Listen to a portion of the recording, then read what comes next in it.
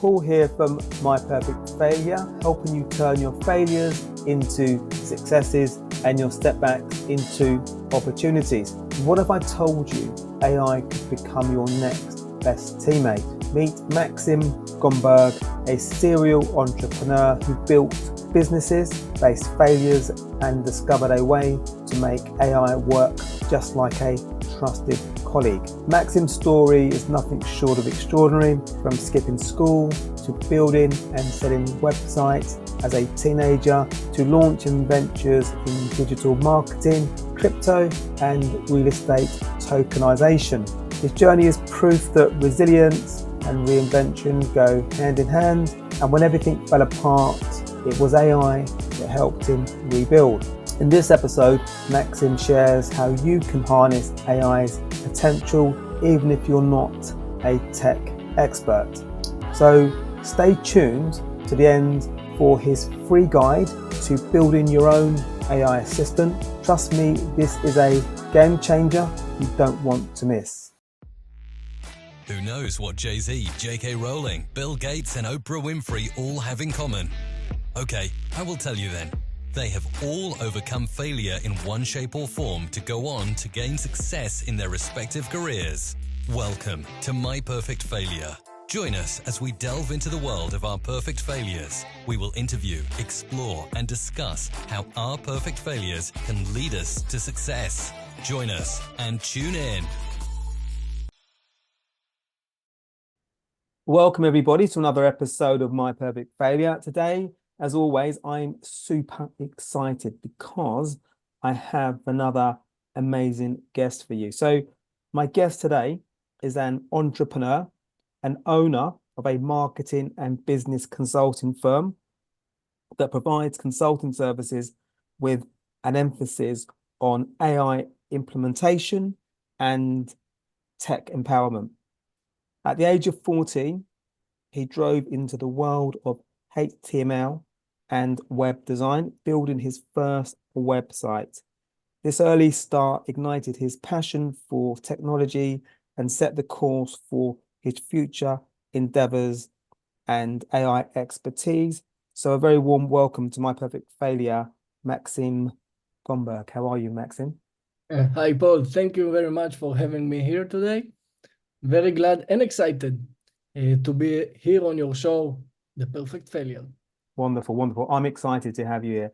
And anybody that's listening to this, I think you probably want to watch it because Maxim has got a wonderful background. He's got a wonderful background that he's Made by created. AI, of course. So Max AI. So definitely for that alone, worth watching. So Maxim, thank you so much for being here today. Very excited to have this conversation with you. We kindly were connected by Andrea, so definitely shout out to Andrea for making this happen. She was the conduit that made this happen. Yeah, and I'm excited to speak to you because of your journey as an entrepreneur. I know there's been a lot of successes, some ups and downs, some learning points, but I'm equally interested in the world or the space that you're in today, because you're in this entrepreneurial space, you're in the AI space, you're in a tech space, you work with big companies, you work with startups, but also the bit that really captures me is the fact that you're making tech and AI accessible to people that may think that it's maybe for, we were talking before we hit the record button, it's for Sam Altman and all that crew that are the people, that the pioneers of it. So I know you're a pioneer in your own right, but you're giving everybody the opportunity to engage and really improve their personal lives, but particularly their business lives. But where would be wonderful to start is actually, Maxim, as a 14-year-old. So as a 14-year-old, entrepreneurship, that world came to you quite early. Maybe you can cast your mind back to a 14-year-old and how that happens.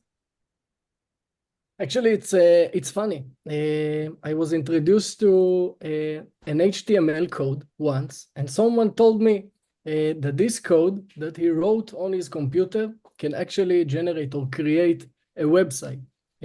So I was shocked. Immediately, and I decide to search the internet and to find how can I learn to do the same using some kind of code, just opening a notes on your computer, and that's it. You can create websites. For me, it was fascinating. As you said, I was only 14 years old, and I started to search. I must say, I probably haven't been the most accessible kid in school, okay? So I found myself much more comfortable in front of my computer. And if I will tell you the truth, I even skipped school days in order to learn HTML by myself using the internet, literally self-learned.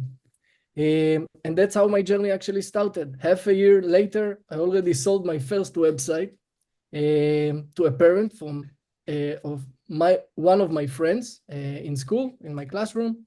And that was the point when the actual, the entrepreneurial spirit came out of me, and I started my journey. Later on, I created my own digital marketing agency. I had my own call centers because some businessmen told me, you must learn the skills of sales. So I decided to create my own call center. I had few of them. I got lots of experience, how to sell, how to convince someone about any topic, almost, how to present my ideas or products or companies. From there, as I said, the entrepreneurial spirit is always inside and looking for the next adventure. And I decided to establish new tourism app in Ukraine, in Kiev. The app actually connected between local businesses and tourists. And also, we were like a platform for collaboration between local influencers and local business owners. Unfortunately, when we launched the app for the first time, we faced the Corona pandemic for the first time. Not the best timing. After 1.5 years of preparing behind the scene, no one knew that we are working on something. We are preparing, finally launching, and we are facing the Corona. We've been a bootstrap project, by the way. We didn't raise funds yet, but we understood that we have to pivot somehow. So we tried to connect more influencers to the platform and to create some kind of tourism inside Ukraine. Later on, probably everyone here familiar with the war between Ukraine and Russia. So this app is not working. There is no tourism, and I'm not involved, at least. At this point, I was actually curious about the crypto space, the blockchain industry, the blockchain technology. And I started as a small curious guy that investing small money just to see what exactly this new technology is. And pretty fast, projects came to me, reaching out to me for campaigns, for influencers, collaborations, etc. Because I came from the digital space. I know lots of influencers around the world. So they reach out to me for campaigns. So I've been in this space like half a year, maybe even a year, until I decided, me and a few of my co-founders, to found another crypto project. We wanted to create a token that will be the new kind of money, okay? So new adventure starts. So we decided to raise funds. We raised $500,000 at the beginning, and we started to building our project from scratch. Personally, I am one of the co-founders. I was the CMO of the company. Actually, we moved to Dubai. We raised funds there as well from the royal family of Abu Dhabi. We raised around 8 million dirhams, and we launched our token officially in a big, nice event in Dubai. The token is listed on few exchanges already, the token called Gloomy. But unfortunately, me and my partners had some disagreements at some point, and we decided, most probably I decided, that it's not the right place for me, and I decided to leave the company, to leave the project, and to start something new. It's funny because my introduction with AI started from something that I personally consider as one of my biggest failures, okay? I came back from Dubai, exhausted. I don't know what I'm going to do next, okay? From entrepreneur that works 24 hours a day. I never sleep, always have something to do, another collaboration to close, another event, we always have something to do. And here I am, waking up in the morning, and I'm not sure why should I get out of the bed. I believe most of the entrepreneurs felt that emotions at some point of their journey. Lucky for me, I have good friends. One of my best friends called me and told me, Max, I know you just came back from Dubai. I know you have nothing to do. Listen, I have an account for something called Playground, okay? It's some kind of AI. I didn't understand what AI really is, not in this way that we know it today. And he told me, okay, take my account, please play with it. I'm pretty sure you'll find something to do with it. So, of course, I had nothing to do. Let's explore this new tool that he called it AI, Playground, sounds interesting. And I just started chatting with it. Simple as that. Hi, how are you? Wow, it responds like a human. He can understand me. He can understand the context. He has memory. Wow, he can solve problems. Wow, he can help me to craft social media posts. Wow, he can help me craft my presentation. So I started to learn and starting, experiencing this new technology without really understanding the importance of that or how it will actually change my life personally and our life of each one of us. Besides that, I had to find some new passion, right? Something to do. I have to have my own target, wake up every morning and to know that I have target to hit. So I decided to tokenize real estate in Cyprus. Tokenization related with my latest project. I'm really familiar with this industry. And I decided to take my new friend, this new AI Playground, which later on became the ChatGPT as we know it today. I decided to take it with me to this new journey. And I can tell you that within 1 month, okay, I've got into meeting with the advisor of Cyprus president to show my new project, okay? It's only been 1 month. I didn't create anything yet. I have no technology. I have idea, me and AI speaking to each other and creating the content strategy and the business strategy and the content for the presentation and emails. I generated so much emails, crazy speed in any language that I wanted. And in this meeting, they asked me one question that changed everything for me. They asked me, how many people in your team? Everything looks great. How many people are working on this project? I'm not a liar, but it was hard for me to admit that I'm alone because I didn't felt alone. I really felt that I have a team. When I needed a CMO, I asked the AI to be my CMO, and he did so. When I needed a strategist, I asked AI to be my strategist, and he did so. So I actually felt like I have a whole team.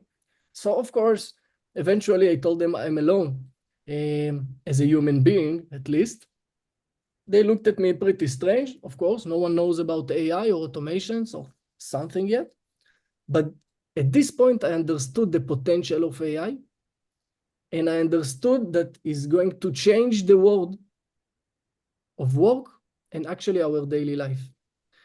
I decided to not move on with my new project of real estate tokenization and to dive 24/7 to this AI technology. And for the last 2.5 years, I can say proudly, I taught thousands of people how to use and implement AI and automations in their daily life and business. And, it's not only for tech savvies, okay? And it's important to say that. As I mentioned at the beginning, my personal experience started by chatting, same as I'm chatting with human being. I didn't use any technical language, okay? Simple language. So I want you to know, guys, that you can use it too as well.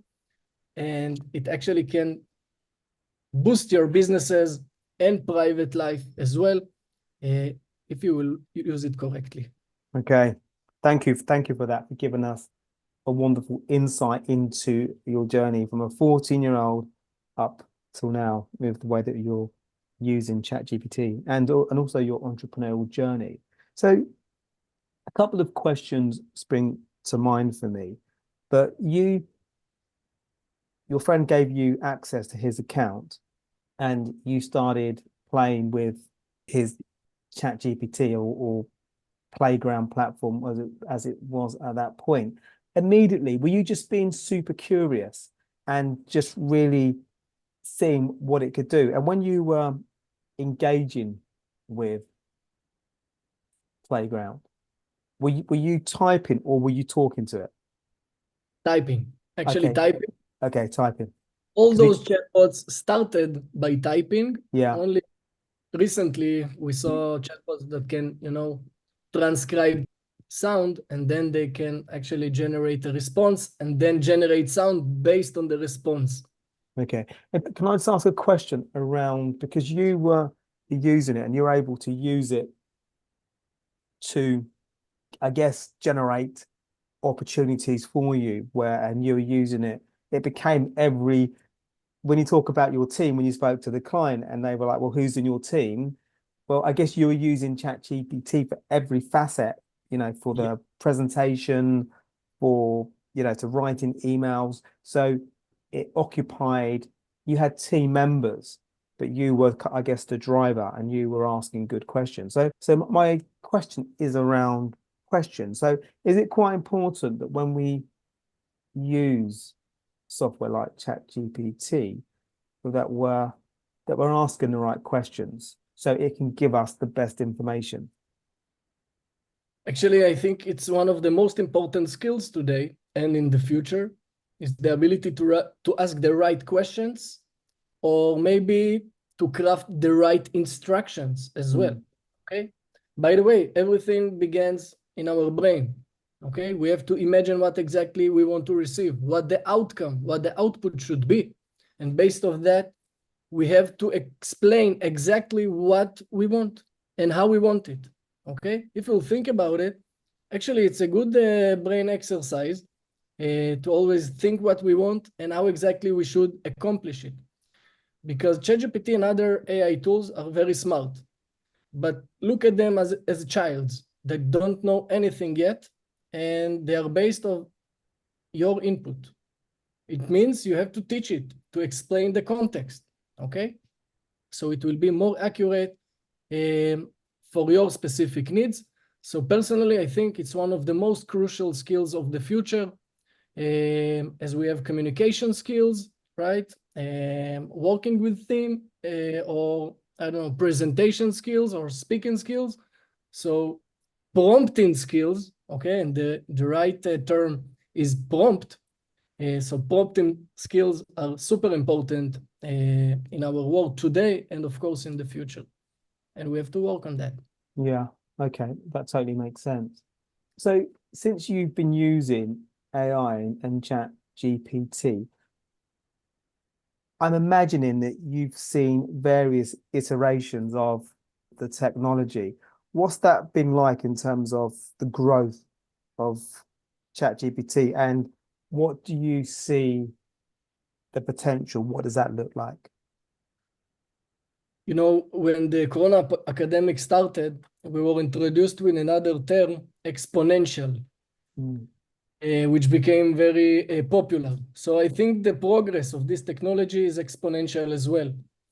It reminds me, half a year ago, if you were looking at the picture generated by Midjourney model, you probably were seeing like 6, 7 fingers or 2 heads and 3 eyes.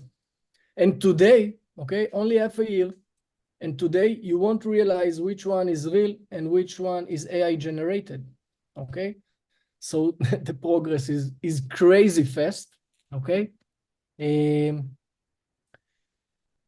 tell you what, I'll tell you a few things. The first one is lots of, I won't call them entrepreneurs, but we will see lots of apps, okay, and products, AI products, just riding the wave of the hype, okay? So I want to give you one of the most important tips. Try to use only the biggest models like ChatGPT or Claude or Gemini, okay? Okay.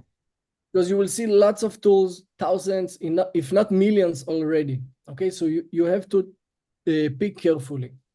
And I think actually that most of those tools soon will be able to perform actions by themselves, okay? I mean, if you speak with AI tool today, you ask a question or give it a prompt and you receive a result. Imagine being able to prompt it once and tell, I don't know, ChatGPT, every day post this post, for example. So I think this is the direction. There is a name for that, GAI, General AI. And I think we are pretty close to this moment. It will be crazy fast, guys. I saw people that think it will take decades. No, it's almost here. We have to prepare and to gain those skills before we will feel like someone that doesn't know how to use a computer, okay? And is that generative AI that you were saying? Yeah. Okay. And for people uninitiated, maybe possibly you've already done that, maybe you can explain what generative AI means and what the potential is. Generative AI means that a tool can generate something from scratch. Okay, they're using this specific term, generative, because it always generates. The idea of AI and machine learning is that, let's say, computers or programs can learn by themselves while we are working with them, etc. Generative AI tools actually were trained to produce results for us, okay? And if you want to understand exactly how they've been trained, actually imagine it like that. They fed ChatGPT with question, answer, question, answer, question, answer. He starts to calculate some kind of statistics, let's call it, okay? And then the ChatGPT is actually able to generate, based on his math and statistics, he can generate a response. So actually the response is 100% depends on our input. So most of them are generating something from scratch. Generative AI, we have generative AI for text like ChatGPT and Claude. So we feed it with text and we receive a result. We have generative AI for images. So we can insert text and receive an image's output. We have AI generative tools for voice. So we can type text and generate voice based on that text. And we have, and we have video generators as well that actually were trained to read our instructions and to generate video based on our instructions. And why this term generative is important? Because most of the people sometimes confusing it with, okay, if it's a generative AI tool for images, I want to edit my image. No, most of them are not editing tools. They are generative tools that generate something new each time. That's why most probably, even we will prompt the same, we will not receive the same result. It's not based on his memory, it's new one. Okay, cool. It's not too technical. Because we hear that term banded about a lot, but very rarely is it broken down. Because I think that's part of the challenge actually, because these terms amongst the tech community, so people like you guys will know what it means, but for a lot of us that are lay persons, we hear these terms, and because they become so common, people expect us to know what they mean, and I think that adds to maybe putting people off, because there's almost this assumption we should know, and you kind of don't, and you kind of veer away from it a little bit. Can I ask a question around what is the balance, in your opinion, in terms of using AI to its full potential, but not relying on AI, where so it's us not becoming redundant as human beings? So you've got multiple businesses where you're supporting companies and your clients with AI and so forth, but is there a balance? Yeah, first of all, I will say that we don't must to involve AI in any process, okay? AI, it's a tool. We have to choose to use it in specific processes that requires it, okay? Because sometimes because of the hype, people decide, okay, I want everything AI. Sometimes you don't have to do it, okay? You have to choose the specific niches, I would say. This is regarding that. Okay, so first of all, don't use AI where there is no need. The second, if you think about it, you can use AI in tasks that you know how to perform pretty good by yourself, or at least you have some experience with it, okay? Even though AI can generate code, for example, if you are not familiar with code at all, it would not help you, okay? So you have to choose and use it only in tasks that you know how to perform by yourself, because you will know how to instruct it. I think that's in general, but of course, you always have to check the result, okay? Because sometimes AI can hallucinate because he's trained to give you the best response he can based on your input, okay? So it might hallucinate and create not real content or something that is not correct, okay? So we always have to check and control it. So this one is super important. By the way, we have some solutions for that. For example, we have tools that can search only like real known data. Or, by the way, we can use the ChatGPT or other tools, but ask them for reference, where you receive this information. Okay. So we have to understand that we still have to control it. We still have to review the outputs. There was a story of a lawyer in court that came with some examples that ChatGPT wrote for him of previous lawsuits, and it was all made up. And he actually used it in court in order to help his client. And of course, it didn't work. So be careful. You have to control it. You have to double check everything. It will help you do things faster, but you can't like trust it 100% with your eyes closed. Okay, yeah. We are not there yet. Maybe at some point.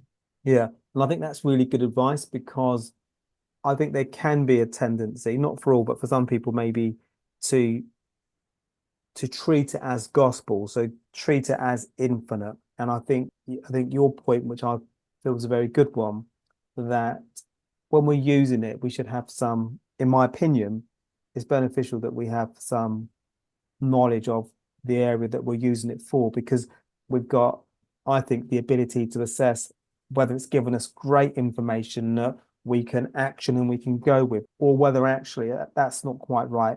Maybe I need to retype or re-speak what I've asked it, because sometimes, because I've used it before and I've realized that my prompts haven't been very good. So what I've got back hasn't been what I wanted, and it's because my prompts aren't very good.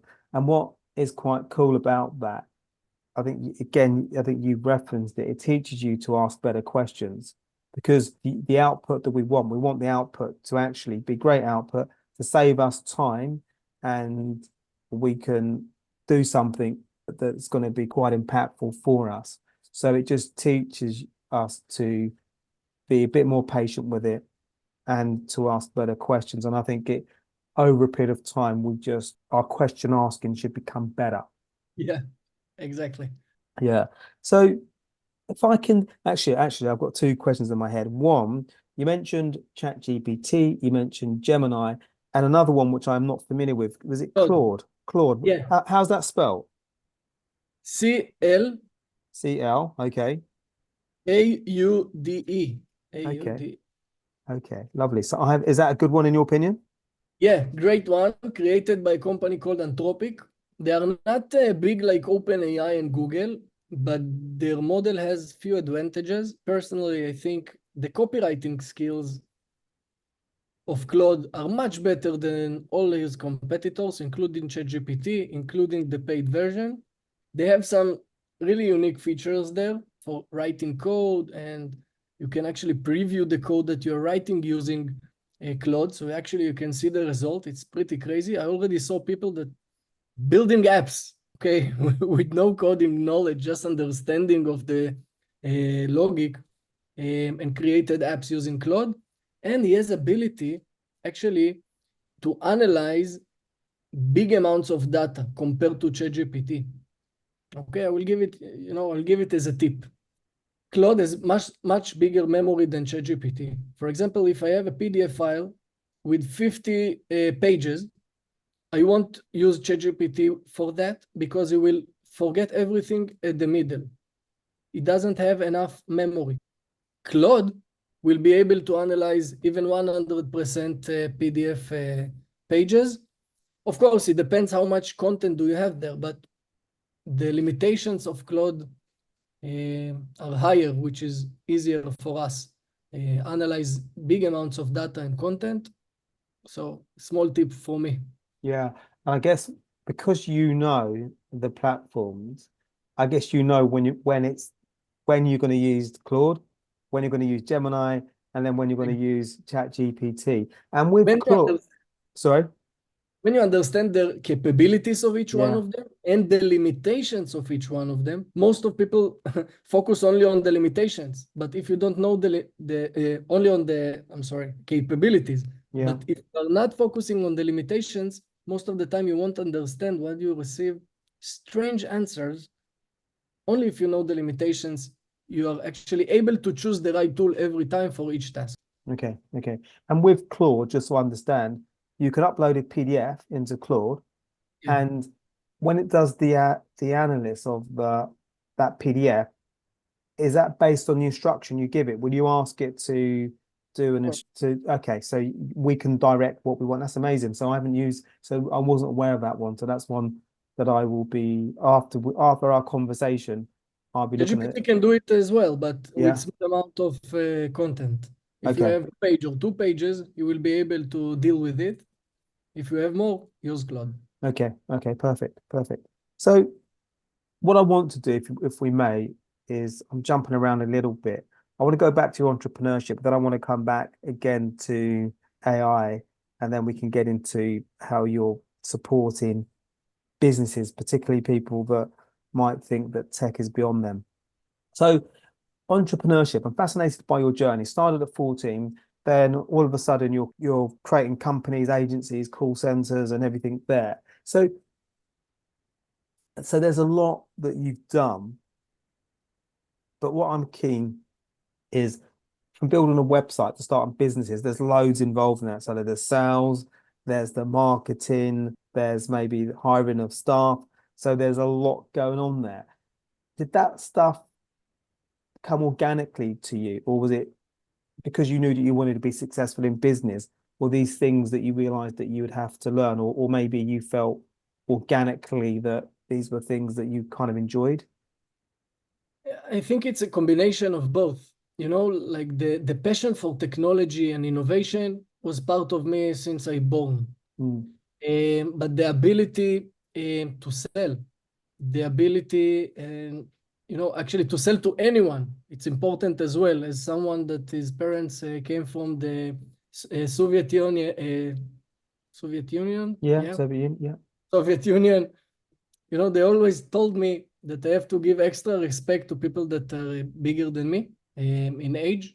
And it was a process to delete this mindset, because it affects how you sell yourself and how you introduce yourself and how interact with people.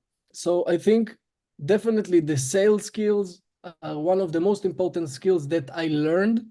I think I have good connection with people as part of me, same as I have the passion for the technology and innovation, but definitely sales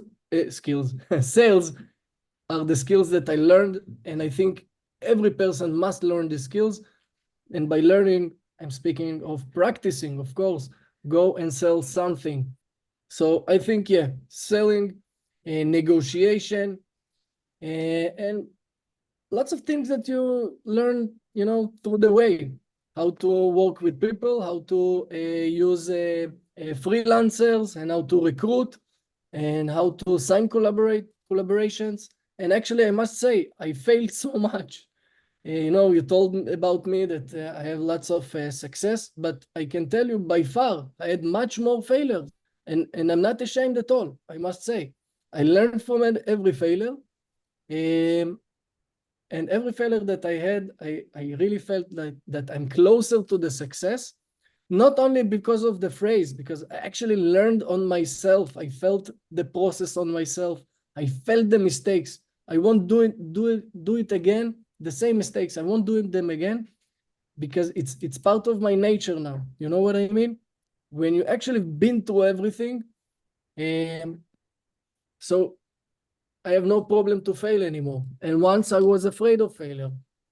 So how did you get to, because I love that answer and I love your clarity and about how you use failure, but how did you get from a point of you viewing failure as maybe something that was harmful and maybe could hold you back to maybe you got to the point now where you know that actually there's a lot of growth there actually, and I'm potentially closer to where I want to go?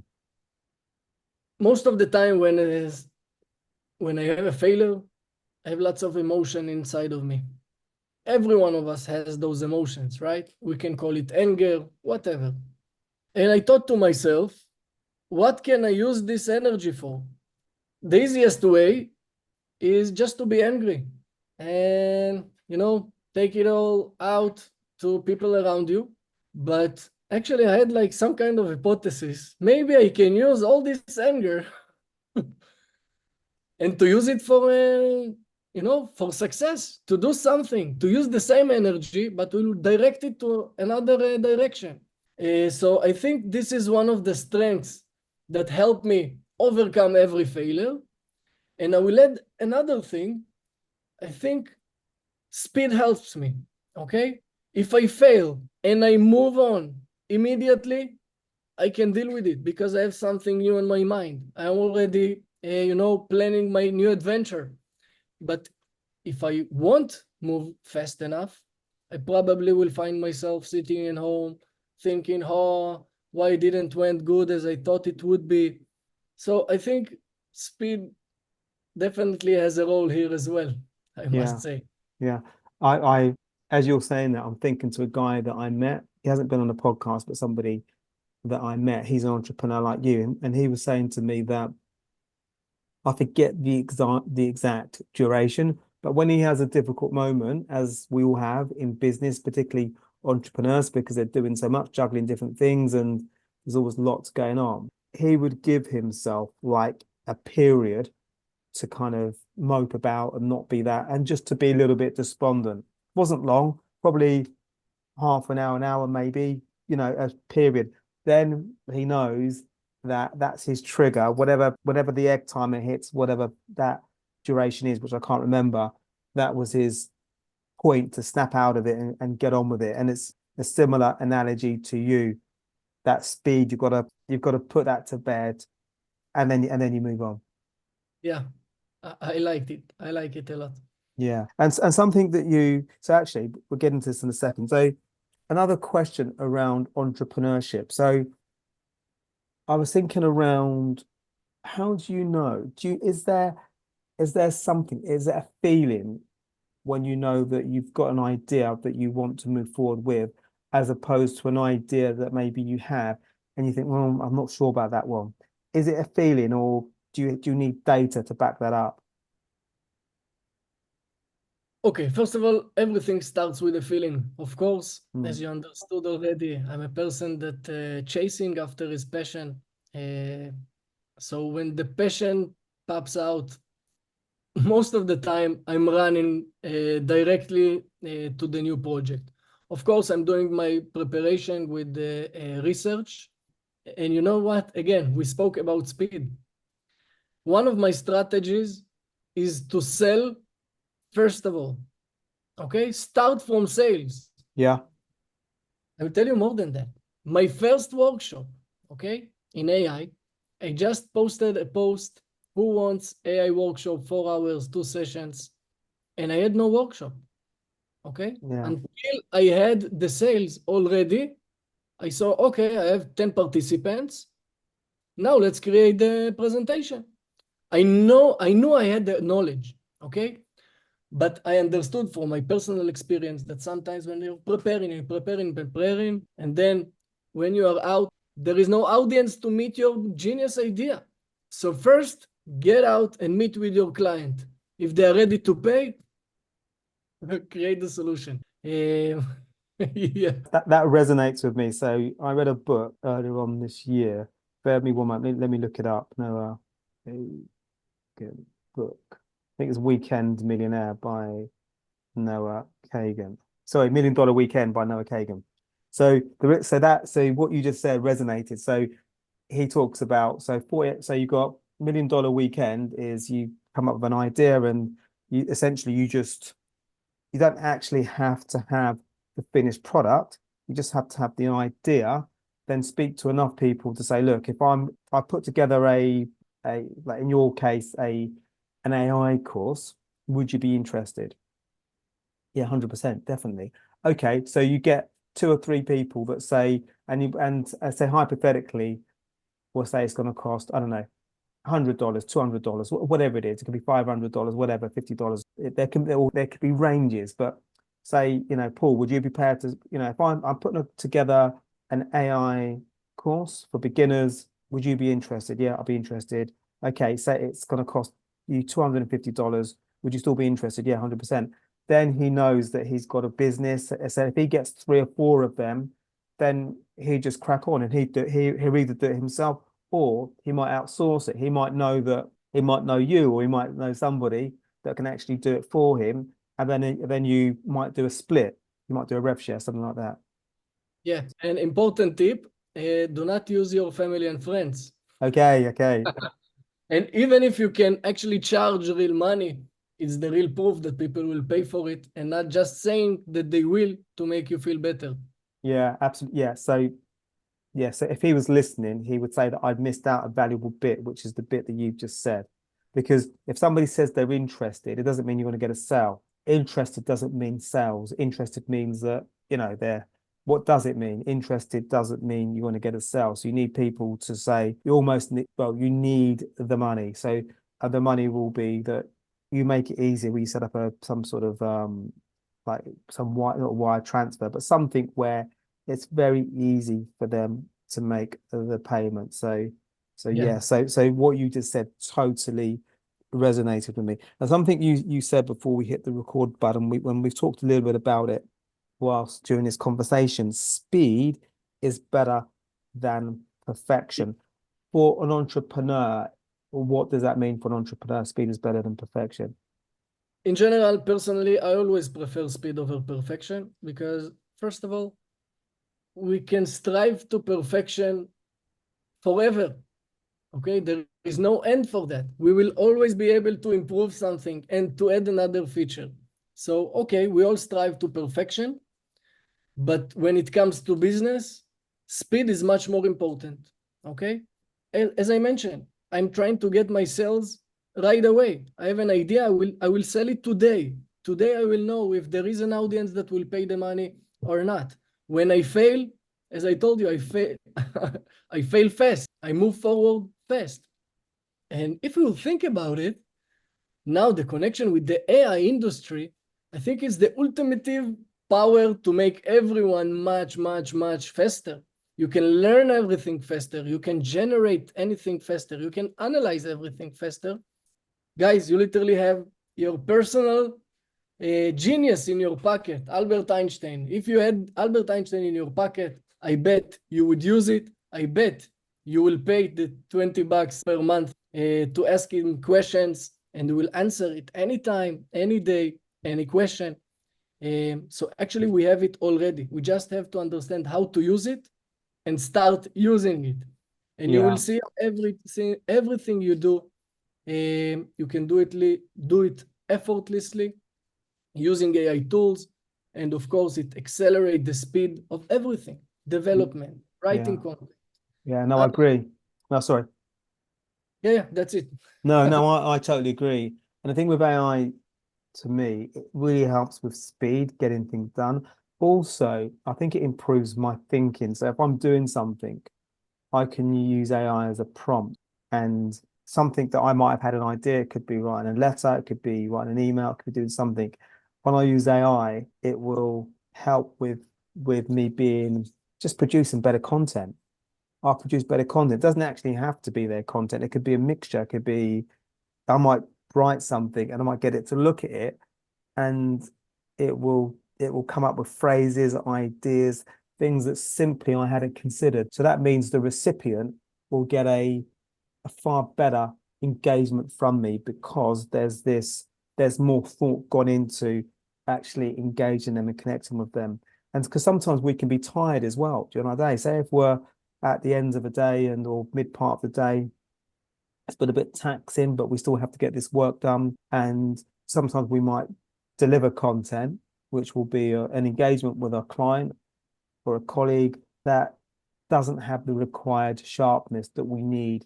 So ChatGPT can actually aid that, and it won't let that, it won't, our levels will not drop.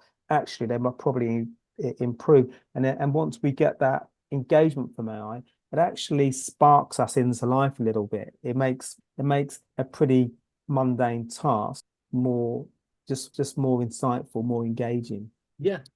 It's like working in collaboration with a friend. Yeah, totally. Absolutely. Yeah, 100%. So I want to talk about one more question about AI and potential. Then I want to get into doing what you're doing with businesses, particularly upskilling them. So I was keen to ask you about automation in relation to AI. How easy is it to achieve automation using AI? Okay, first of all, I would say, personally for me, the next step of the AI industry, and I mentioned it before, is that AI will be able to perform tasks without the need of us to prompt it every day. So at the early beginning, I felt like the AI industry is passive. The AI tools are passive, smart, but passive. And on the other side, there is the automation industry, which is here like for 10 years at least. We can create different kind of automations with no code at all. But those automations were, I call them stupid, because you had to define exactly, if someone says A, you answer B. That's it. If you will press by accident on another key, or you will add something, it will respond totally, will not respond most accurately. So if automations are stupid and AI is passive, I thought for myself, if we will combine them together, they will actually solve each other's problems, right? So actually today we are able to create automations that can be combined with AI tools. So the automation can understand context. For example, I can create automation that will know how to read news every day, to send those news to the ChatGPT. ChatGPT will send the content to DALL-E, which will generate an image, and they will upload it to my Facebook page automatically. Okay, so they're actually able to read, to understand the content, to craft something new. I can respond to emails automatically using ChatGPT that will read emails and answer in my behalf. And maybe the most important thing is that we can use AI in order to create automations. Okay, actually, I did an experiment a few days ago in one of my webinars, and I showed people how I went to ChatGPT. I asked it to help me to think about an automation scenario that including, for example, ChatGPT. He gave me an idea, and I asked an AI tool inside my automation tool to create and generate this automation, this process. So actually it created everything. I just had to connect the dots, to connect to my specific Facebook and to the specific website that I wanted to read, but it happened in minutes. And let's say actually everyone can use it. The automation industry is a little bit, more technical than the AI industry, which is, for me, I think it's for everyone, literally. Everyone can use AI. I think almost everyone can use automations as well, and they're making it easier and easier every time. So actually, almost without an experience, you can create basic automations. Most of the time, it will require complicated automations. And by the way, this is part of the services we provide, to define the exact needs of the businesses, to define their workflows, and to find the relevant tools and how we can automate it using AI and automations. Okay, okay. So let's get on to your businesses now, because you haven't got one, you've got a number. So do you, if somebody is listening to this now and they've got a business or department and they're thinking, actually, we want to improve efficiency within our team, could they approach you and you could have a conversation? I guess you would get an understanding about exactly what they're looking to achieve, and then you could go in there, work with the team, work out what's going on, and then you could help them achieve what their objectives are.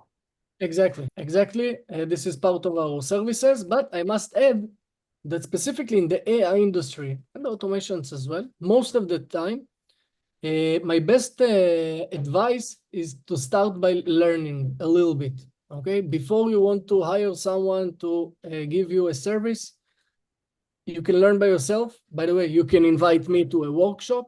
And why I'm always giving it as advice to businesses that wants to work with me, because sometimes we don't know what we don't know, okay?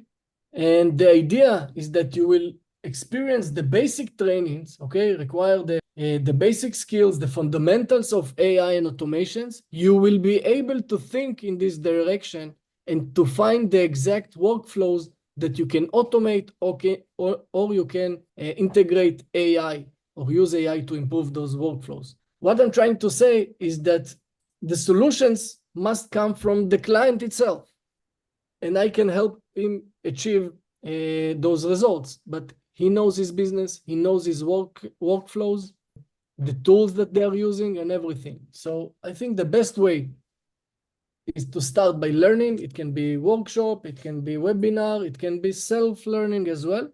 Yeah. And only then you will be able to think in the right direction and to find the real use cases that you can implement in your business. Yeah. Okay, I can do it for you, but it will take much longer time and it costs, of course.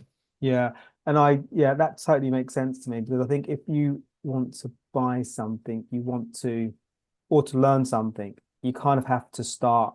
There has to be some effort from us at the outset, because I think we learn from that, and I think we benefit from that, because we're going to ask you better questions when we go to hire you, because we're going to say, okay, we'll use ChatGPT for this, but this is what we're looking to achieve.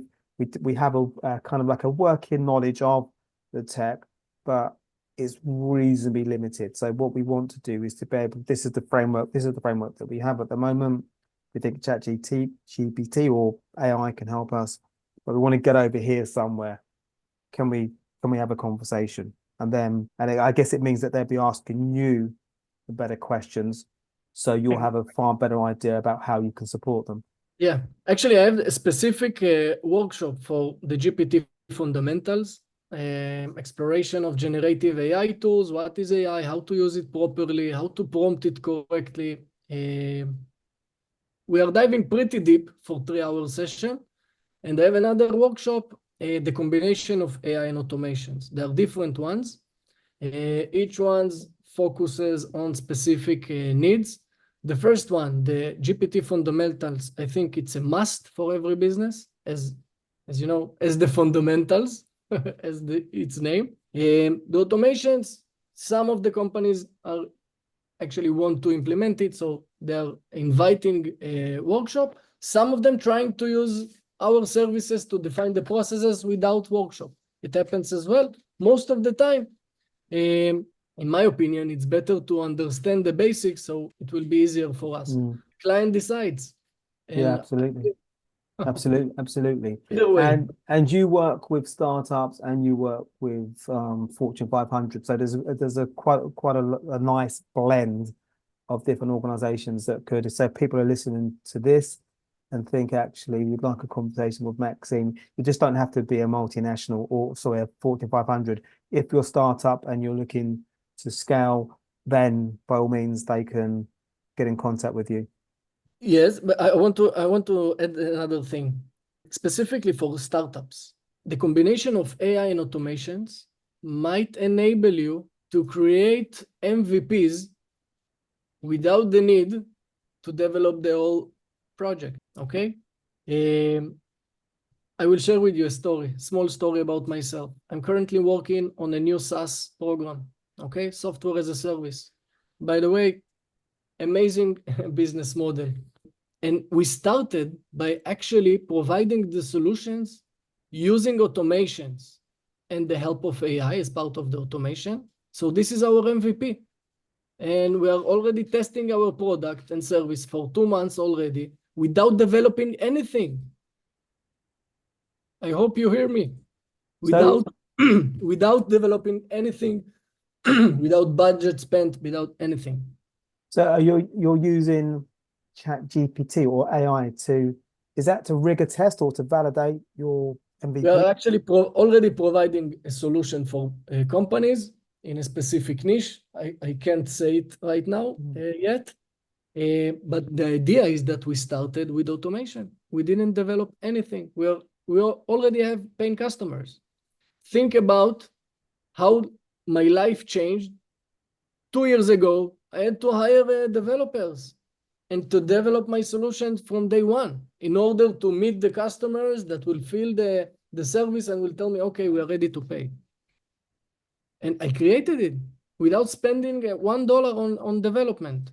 Now, then I have clients, I can raise funds, right? I can use the income to develop my new app. But the idea is that the time to market might be pretty short, much shorter with the use of AI and automations. And I already saw and personally did MVP using automation, and that's it. So, okay, that's phenomenal. So, and it raises a thought that I have. So to get to the point, so you're very advanced with this tech. So you've got that curiosity and you've got that entrepreneur. So you've got curiosity plus you're an entrepreneur. So if you have an idea, I can imagine that you periodically have those light bulb moments that go off all the time. So I've got this idea. Maybe can I use AI or tech for this? Yes, I can. This is an instance where I can. So you're diving in. So you're experimenting all the time. And when we experiment, obviously we're going to have wonderful ideas, and maybe we're going to have some ideas that aren't so great, which is fine, because eventually, if we have enough ideas, eventually we're going to have some good ideas. So the reason I'm sort of plotting that out is that I think what we want to do is to get people like that aren't at your level to the point where we're comfortable, using AI to a point where we can use it for business, we can use it for opportunities, and we just have that curiosity. So for people that are listening now, that are at that point where everything that we say resonates with them, and they like the idea of it, but maybe maybe there's a little bit of fear, maybe there's a little bit of lack of confidence. What's the best way for them to kind of lean into just experimenting? I will say it like that. First, we have nothing to afraid of. AI tools are not here to replace us. They are only tools, okay? You have to fear probably from people that will implement AI in their daily life and be much more productive and successful than you. My best advice will be just try practicing, okay? Download ChatGPT or even use it on the web interface and just start speaking with it. As long as you will feel more comfortable to do it, you will find more ways to use it in your daily life. But if you won't start, you won't get there, okay? So just start speaking with it, okay? You have new friend. Congratulations, everyone. And it's time to connect and build your relationship together until you will feel pretty free to speak about anything, to ask anything, and you will start to understand the logic behind the way he answers and produces results. Fantastic. Just try it, give it a try. By the way, I started in the same way. As I told you, my friend just gave me an account and I started speaking with it regularly. Wow. Wow, fantastic. Okay, so what's the best way for people to, if you're an individual, you're in a business, or you just want to get in contact with you, you're keen maybe to find out about a workshop, what's the best way for people to find you? Okay, actually 2 places. One of them is my LinkedIn. You can find me by my name, Maxim Gomberg. We will add a link to this episode. Also, I have my own website, maximai.com. We'll add it as well. And actually, we prepared a gift for our listeners today.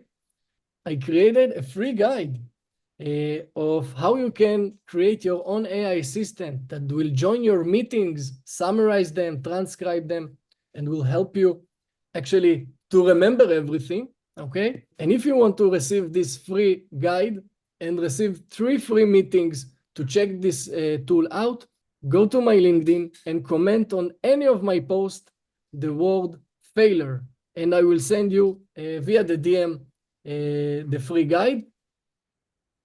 Have fun. Fabulous, fabulous.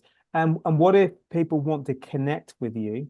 If they connect with you on LinkedIn, because presumably some of these people won't be, they might want to connect. Can they connect with you as well? Yeah, of course, Okay. guys. I'm inviting you to connect with me, but remember to add the failure text, so I will share with you the guide. Wonderful, wonderful. And I will put a note on the show notes so people remember that. So the way to get the free guide, you have to comment the word failure. Yeah. Maxim, wow, this has been educational. I knew it was going to be educational. So I've already had, it feels like 2 workshops already, because we've had 2 kind of like wonderful conversations on entrepreneurship, on AI, on tech, on like the future. So it'd be lovely to stay in contact and actually do this again, because I know that you're fast moving. So I know that you've got multiple things going on. So I definitely want to keep my sort of tech game up at that level. So I know in order to do that, I need to stay in contact with you. So thank you for your time today. Thank you. It was my pleasure, and hope seeing you soon. Okay. Before I let you go, I do have one last question, and it is the recurring question. And the question is, if you could invite 3 inspirational people for dinner, they can be alive or past, who would you invite? The first one will be the great Elon Musk. I think the most inspiring entrepreneur of all times. You know what? The second guy will be Sam Altman, the CEO of OpenAI, because maybe I will receive an information about new features. And the third one is Mr. Beast. And, you know, Mr. Beast did something that amazed me. And with the AI industry, now everyone can actually copy the same strategy. Mr. Beast created hundreds of his channels in different languages, and actually paid to teams to translate him and to generate new voices to his videos in order to reach audience worldwide. I think it's genius idea, and it's funny because today we have tools that actually each one of us can do the same. And I will tell you the truth, I'm planning to soon to translate part of my courses to 5-6 different languages using AI, and part of my content as well. Okay. So I definitely need to stay in touch with you. It's coming. I definitely need to stay in touch with you. So, and is this a question? No, this is kind of like almost so this is something that I watched. So Tom Bellew on his podcast, on his podcast, he interviewed somebody that worked for SpaceX.